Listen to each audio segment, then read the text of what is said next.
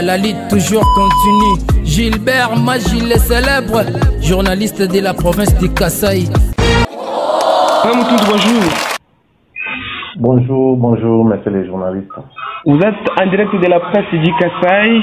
D'abord, avant d'en savoir plus sur vous, j'annonce aux auditeurs que nous allons parler avec vous sur l'omission de la communauté Wongo dans les plans du développement provincial du Kasaï 2023-2025. Nous voulons savoir votre point de vue par rapport à cette omission. Oui, merci beaucoup. Merci de nous avoir contactés.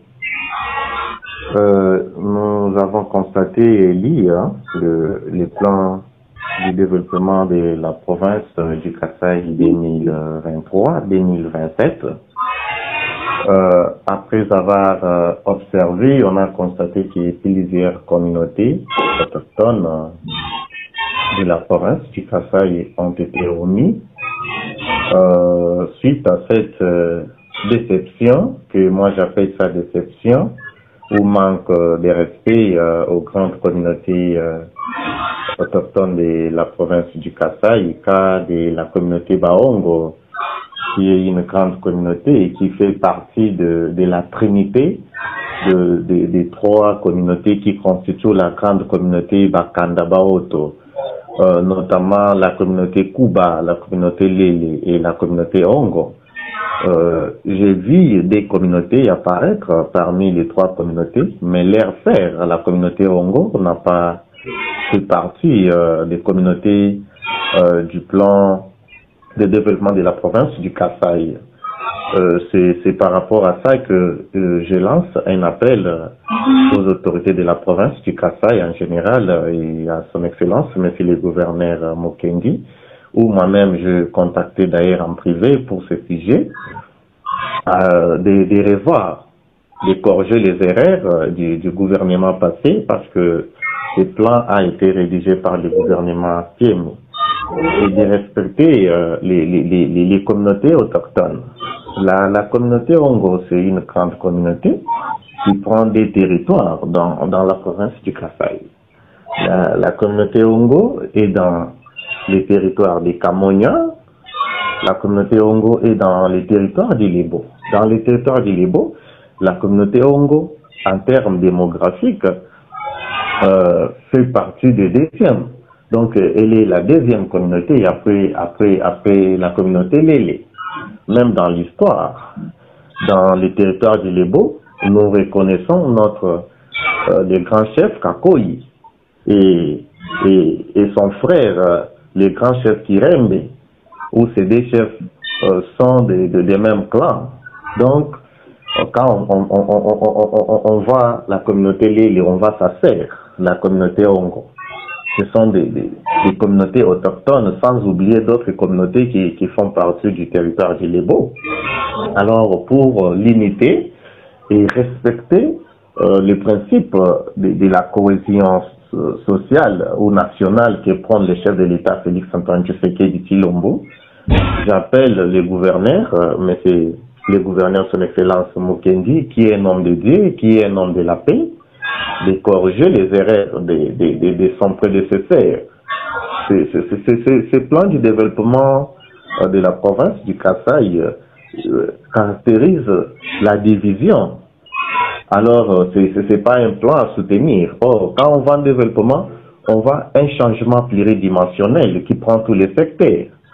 On ne peut jamais développer une communauté ou soit une province avec quelques communautés où le reste de la communauté ne participe pas. En termes de la production, toutes les communautés omises participent à la croissance économique de la province. Et je parle de la communauté Ongo aujourd'hui. Si vous vous rappelez, en 2004, 2005, 2002, 2003, il y a eu une participation très élevée d'une manière économique, du point de vue économique, où vous connaissez avec moi comment les ports Kalunga avaient produit la province avec les diamants. Donc, chaque communauté participe à la croissance, chaque communauté participe au développement. On ne peut jamais parler du développement qui demande l'intégration de toutes les communautés et omettre d'autres communautés. Alors j'appelle les gouverneurs de la province de corriger cette erreur et de respecter les communautés autochtones, cas de la communauté Barongo qui fait partie des grandes communautés de la province du Kasaï. Voilà, je rappelle que vous êtes au cadre du parti politique INC. En même temps, vous êtes superviseur d'une institution financière à Lubumbashi, chef-lieu de la province de Haut-Katanga. À part dans ce plan du développement provincial que la communauté Iwongo ne s'est pas retrouvée, mais à d'autres niveaux ici, avec les nouveaux gouverneurs, quand même, votre communauté s'est retrouvée quand même.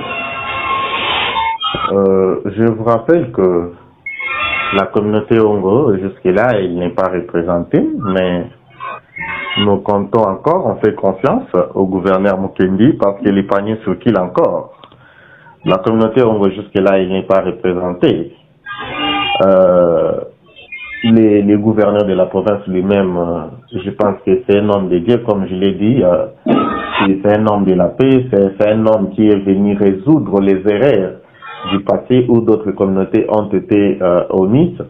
Donc, je pense qu'il devait corriger ces erreurs. La communauté Ongo n'a jamais été représentée.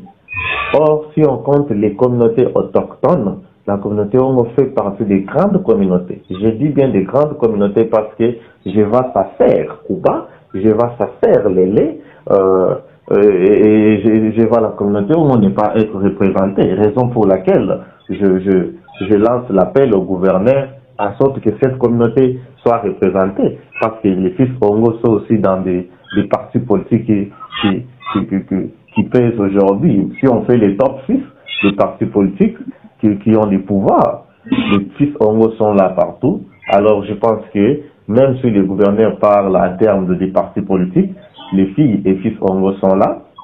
Même si les gouverneurs parlent en termes des communautés, la communauté Ongo fait partie. Voilà ce que moi je peux parler. Vous êtes un économiste monétaire. Est-ce que nous pouvons savoir votre expertise que vous comptez aussi faire pour la province du Kasaï afin de se développer? Vous êtes à Lubumbashi, vous travaillez. Qu'est-ce que vous proposez au gouvernement provincial du point de vue économique? Économiquement parlant, j'appelle le gouvernement provincial de multiplier les efforts. Des formations, abonnez-vous sur En Savoir Plus.tv.